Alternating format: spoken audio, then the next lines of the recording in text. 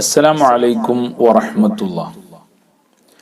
നാട്ടിലൊക്കെ എല്ലാവരും വെറുതെ ഇരിക്കുമ്പോൾ, പ്രത്യേകിച്ച് ഈ ഒരു സാഹചര്യത്തിൽ ചെടികൾ വളർത്തുന്നതിൻ്റെയും അതിൻ്റെ വിവിധ രൂപങ്ങളെക്കുറിച്ചും വീടിൻ്റെ അകത്തും പുറത്തും സിറ്റൗട്ടിലും അതുപോലെ വീടുമായി ബന്ധപ്പെട്ട ഇടങ്ങളിലെല്ലാം മനോഹരമായ ചെടികൾ വളർത്തുന്നതിൻ്റെയും ചെടിച്ചട്ടികൾ ഉണ്ടാക്കുന്നതിൻ്റെയും ചെടിച്ചട്ടികൾ വാങ്ങുന്നതിൻ്റെയും അതിൻ്റെ കച്ചവടത്തിൻ്റെയും ഒക്കെ ഒരു ട്രെൻഡായ സമയമാണിത്. വളരെ വിപുലമായിട്ട് തന്നെ അതിൻ്റെ ഷോപ്പിംഗ് നടന്നുകൊണ്ടിരിക്കുകയാണ്. അതിനുവേണ്ടി എല്ലാവരും വലിയ രൂപത്തിൽ ശ്രമിച്ചുകൊണ്ടിരിക്കുന്ന സാഹചര്യം.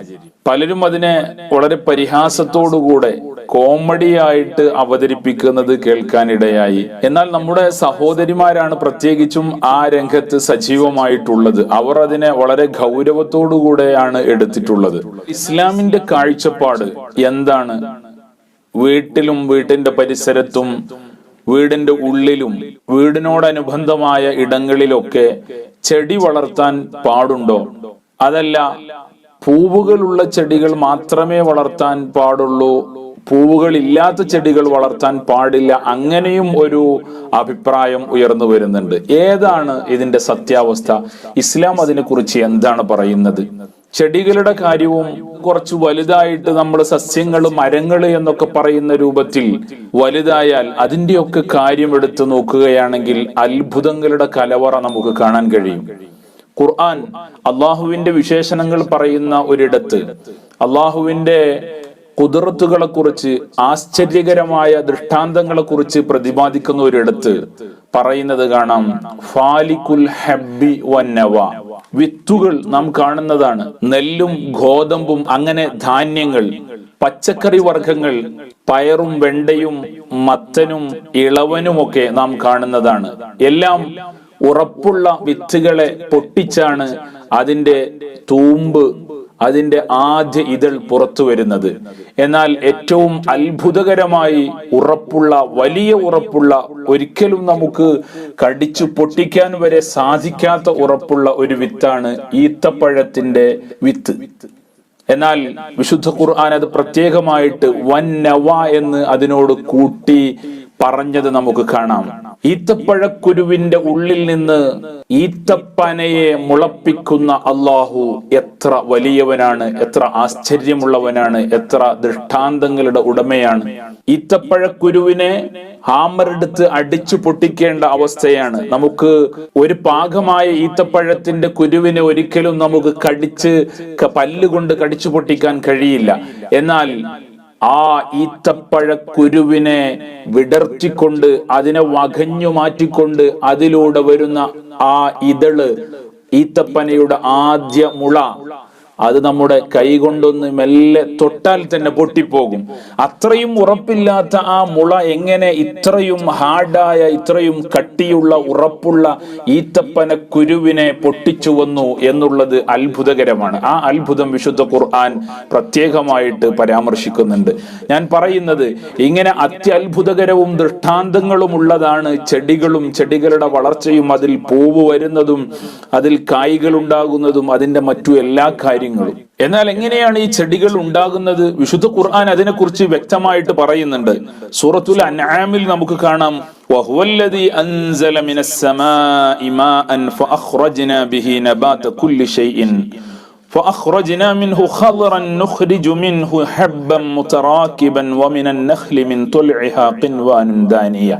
ഞാൻ വിശദമായിട്ട് പദാനുപദ വിശദീകരണത്തിലേക്ക് കടക്കുന്നില്ല. അല്ലാഹു സുബ്ഹാനഹു വ തആല ആകാശത്ത് നിന്ന് ഇറക്കുന്ന വെള്ളം, ആ വെള്ളത്തിലൂടെ പച്ചപ്പുള്ളതും മറ്റുമായ ചെടികളെയും സസ്യങ്ങളെയും അല്ലാഹു സുബ്ഹാനഹു വ തആല പുറത്തു കൊണ്ടുവരുന്നു. അതിൽ പല രൂപത്തിലുള്ളതുണ്ട്, തൊലിയുള്ളതും തൊലിയില്ലാത്തതുമുണ്ട്. അതുപോലെ തന്നെ കൂമ്പാളയിലൂടെ പൂവുകൾ ഉണ്ടായി ഈത്തപ്പന പോലെ, തെങ്ങ് പോലെയൊക്കെ കായ്കൾ നൽകുന്നതുണ്ട്. എന്നാൽ ആ രൂപത്തിൽ അല്ലാത്തതുമുണ്ട്. അതിൽ മുന്തിരികളുണ്ട്, സൈത്തൂനുണ്ട്, റുമ്മാനുണ്ട്. മുസ്തബിഹൻ വഗൈറ മുതശാബിഹ്, പരസ്പരം രുചിയിലും മറ്റും രൂപത്തിലൊക്കെ തുല്യതയുള്ളതും ഇല്ലാത്തതുമൊക്കെ ഉണ്ട്. ഉൻദുറു ഇലാ സമരിഹി ഇദാ അസ്മർ വയൻഇ. വിശുദ്ധ ഖുർആനിൽ നമ്മളോട് ആവശ്യപ്പെടുന്നു, നിങ്ങൾ അതിന്റെ പുഷ്പത്തിലേക്ക് അല്ലെങ്കിൽ അതിന്റെ പഴത്തിലേക്ക് ഒന്ന് നോക്കൂ. പഴമുണ്ടായാൽ അതിന്റെ പഴങ്ങളുടെ അത്ഭുതങ്ങളിലേക്ക് എങ്ങനെയാണ് ഉണ്ടായത്, എത്ര വൈവിധ്യമായ രുചികളോടുകൂടെയും ഭാവങ്ങളോടുകൂടെയും കളറുകളോടുകൂടെയും ആണ് അത് വരുന്നത്, എങ്ങനെയാണ് അതിന് ആ രുചി കിട്ടിയത്. ഇങ്ങനെ ആ പഴത്തിലേക്ക് നിങ്ങൾ അള്ളാഹുവിന്റെ ദൃഷ്ടാന്തങ്ങളെ മുൻനിർത്തിക്കൊണ്ട് ആലോചിച്ചൊന്ന് നോക്കുക. വയൻഇഹി, അതുപോലെ തന്നെ പഴം പറിക്കാനുള്ള സമയമാകുമ്പോഴേക്ക് അതിന്റെ രുചികളിലും അതിന്റെ കളറുകളിലും ഒക്കെ വരുന്ന മാറ്റങ്ങൾ ആരെയും ആകർഷിപ്പിക്കുന്ന രൂപത്തിൽ അത് ആയി മാറുന്നത് നിങ്ങളൊന്ന് നോക്കൂ. ഇന്ന ഫീ ദാലികും ലആയാതിൻ ലിഖൗമി യുഅ്മിനൂൻ. വിശ്വാസികൾക്ക് തീർച്ചയായിട്ടും അതിലൊക്കെ ദൃഷ്ടാന്തമുണ്ട് എന്ന് വിശുദ്ധ ഖുർആൻ പറയുന്നു. ചെടികൾ പല രൂപത്തിലും എന്ത് കിട്ടിയാലും ചെടിച്ചട്ടിയാക്കുകയും അല്ലെങ്കിൽ ചെടികൾ നട്ടുവളർത്തുകയും ചെയ്യുന്ന ഒരു പ്രത്യേക സമയമാണിത്. ഇപ്പോ വാട്സപ്പിൽ പ്രചരിക്കുന്ന ഒരു ചിത്രം കണ്ടു കുറെ ചിരിച്ചുപോയി. കാരണം അലക്കാൻ വേണ്ടി അഴിച്ചിട്ട ട്രൗസറിൽ വരെ ഭാര്യ ചെടി നട്ടുവളർത്തി എന്ന് പറഞ്ഞിട്ടുള്ളൊരു പരാതി. തമാശയാണോ എന്നറിയില്ല, എന്നാലും ഇത്രത്തോളം അതിന് എല്ലാ നിലക്കും ഉപയോഗപ്പെടുത്തിക്കൊണ്ടിരിക്കുകയാണ് പ്രത്യേകിച്ച് നമ്മുടെ സഹോദരിമാർ. ഒരു കാര്യം വിശുദ്ധമായ ഇസ്ലാം നമ്മെ പഠിപ്പിക്കുന്നുണ്ട്. ഒരു ചെടി അത് വളർന്നു വരുമ്പോൾ അത് അല്ലാഹു സുബ്ഹാനഹു വ തആലക്ക് തസ്ബീഹ് ചൊല്ലുന്നുണ്ട്. ഓരോ ഇലകളും പ്രത്യേകമായി തസ്ബീഹ് ചൊല്ലുന്നു. ഇലകൾ വളർന്ന് അത് വലുതായി വികസിച്ചു വരുമ്പോൾ തസ്ബീഹുകളുടെ എണ്ണം അധികരിക്കുന്നു. തീർച്ചയായിട്ടും ഇസ്ലാമിന്റെ കാഴ്ചപ്പാടിൽ ഈ ചെടികളെ വളർത്തുക എന്നുള്ളത്, ഈ തസ്ബീഹുകളുടെ ആധിക്യത്തിന്, അതിന്റെ വർധനവിന് ആരാണോ കാരണക്കാരാകുന്നത്, അപ്പോൾ അതിന് വളമിടുന്നതും അത് നനച്ചു കൊടുക്കുന്നതും എല്ലാം അള്ളാഹുവിന്റെ അടുക്കൽ പ്രതിഫലാർഹമായി മാറുന്നു എന്ന കാര്യം നാം മനസ്സിലാക്കേണ്ടതുണ്ട്. വിശുദ്ധ ഖുർആൻ പറയുന്നുണ്ട്, വതറൽ അർള ഹാമിദതൻ فإذا أنزلنا عليها الماء اهتزت وربت وأنبتت من كل زوج بهيج. ഭൂമി ഹാർഡായി കിടക്കുകയായിരുന്നു. فإذا أنزلنا عليها الماء اهتزت وربت. വിശുദ്ധ ഖുർആൻ പ്രതിപാദിച്ച അതേ വാചകങ്ങളിൽ അതേ ആശയത്തിൽ തന്നെ ശാസ്ത്രലോകം ഇന്ന് കണ്ടെത്തലുകൾ നടത്തിയിരിക്കുകയാണ്. മഴ വർഷിച്ചാൽ ഭൂമിയിൽ എന്താണ് നടക്കുന്നത്?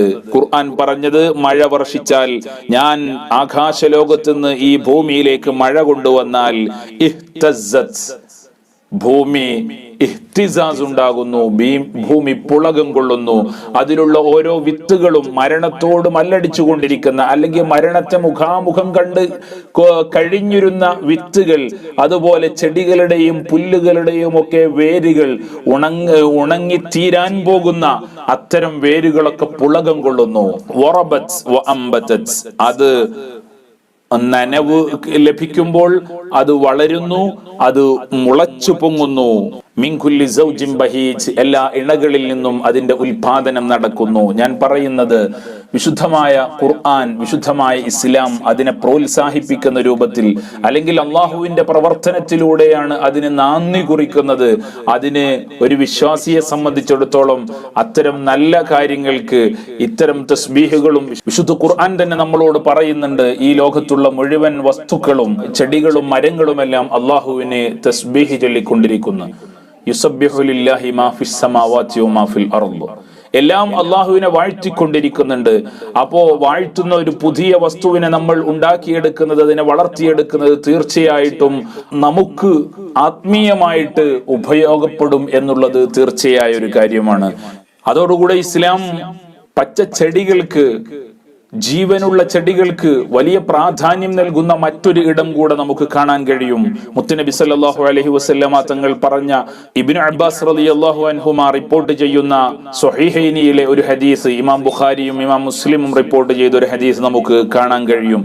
നബി സല്ലല്ലാഹു അലൈഹി വസല്ലമ തങ്ങൾ മക്കയിലാണോ ഈ സംഭവം നടന്നത്, മദീനയിലാണോ ഈ സംഭവം നടന്നത് എന്നതിൽ അഭിപ്രായങ്ങൾ ഉണ്ടെങ്കിലും, ഒരു ഇടത്തിലൂടെ നടന്നു പോകുമ്പോൾ അവിടെ രണ്ട് മനുഷ്യർ ഒരു മതിലിനപ്പുറത്ത് രണ്ട് മനുഷ്യർ ഖബറിൽ നിന്ന് ശിക്ഷ അനുഭവിക്കുന്നതിന്റെ രോധനങ്ങൾ കേൾക്കാനിടയായി. മുത്തുനബി സല്ലല്ലാഹു അലൈഹി വസല്ലമ തങ്ങൾ നോക്കി നിന്നിട്ട് പറഞ്ഞു, അവർ ശിക്ഷ അനുഭവിക്കുകയാണ്. മുത്തുനബി സല്ലല്ലാഹു അലൈഹി വസല്ലമ തങ്ങൾ കൂടെയുണ്ടായിരുന്ന സ്വഹാബികളോട് പറഞ്ഞത്, സുമ്മ ദഅ ബിജരീദത്തിൻ ഫകസറഹ കസ്റതൈൻ, ചെടിയുടെ ഒരു പച്ച കമ്പ് കൊണ്ടുവരാൻ പറഞ്ഞു. അങ്ങനെ അത് രണ്ടായിട്ട് ഒടിച്ച് ഫവദഅ അലാ കുല്ലി ഖബരിൻ മിൻഹുമാ കസ്റ, നബി സല്ലല്ലാഹു അലൈഹി വസല്ലമ തങ്ങൾ ഓരോ ഖബറിലും ഓരോ കൊള്ളി കുത്തി. നബി തങ്ങളോട് സ്വഹാബികൾ ചോദിച്ചു, യാ റസൂലല്ലാഹ് ലിമ ഫഅൽത ഹാദാ, എന്താണ് ഇങ്ങനെ ചെയ്തത്? അവിടുന്ന് പറഞ്ഞ മറുപടി, ലഅല്ലഹു അൻ യുഖഫിഫ അൻഹുമാ മാ ലം തയ്ബസാ, ഈ ചെടി ഉണങ്ങാത്ത കാലത്തോളം അവർക്ക് അത് കാരണത്താൽ ശിക്ഷ അല്ലാഹു സുബ്ഹാനഹു വ തആല ലഘൂകരിക്കും. ഈ ചെടി ചൊല്ലുന്ന തസ്ബീഹുകളുടെ, ആ ചെടിയുടെ നന്മകളുടെ പ്രതിഫലം അവർക്ക് അനുഭവിക്കാനാകുമെന്നാണ് മുത്തുനബി സല്ലല്ലാഹു അലൈഹി വസല്ലമ തങ്ങൾ പറഞ്ഞത്.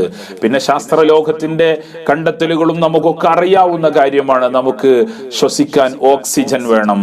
അത് എപ്പോഴും ശുദ്ധീകരിച്ചു കൊണ്ടിരിക്കുക എന്നുള്ളതാണ്, പുതിയത് ഉണ്ടാക്കിക്കൊണ്ടിരിക്കുക എന്നുള്ളത് ഈ ചെടികളുടെ ഒരു വലിയ പ്രവർത്തനമാണ് എന്ന് നമുക്കറിയാം. ഒരു പ്രധാന പ്രവർത്തനമാണ്.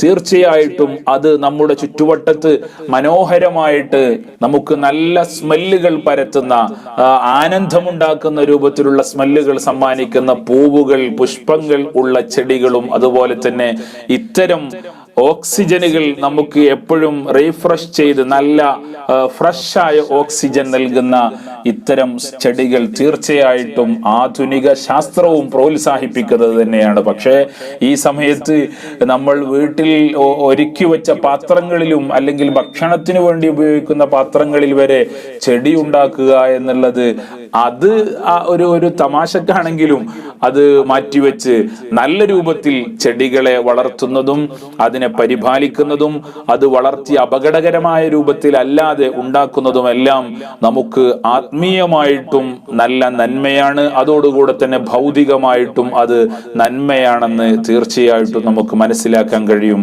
മുത്തുനബി സല്ലല്ലാഹു അലൈഹി വസല്ലമ തങ്ങൾ പറഞ്ഞത്, നാളെ ഈ ലോകം അവസാനിക്കുന്നു, ഈ സമയത്ത് ഈ ലോകം അവസാനിക്കുന്നു എന്ന് നിങ്ങൾക്കൊരു അറിയിപ്പ് ലഭിച്ചാൽ, നിങ്ങളുടെ കയ്യിൽ ഒരു വിത്തുണ്ടെങ്കിൽ, ഒരു ചെടിയുണ്ടെങ്കിൽ നിങ്ങൾ അത് നടണം. കാരണം അത്രയും ഉത്തമമായ ഒരു കാര്യമാണ് അത് എന്ന് വരെ പഠിപ്പിച്ചിട്ടുണ്ട്. അല്ലാഹു സുബ്ഹാനഹു വ തആല നമുക്ക് നന്മകൾക്ക് തൗഫീഖ് നൽകട്ടെ.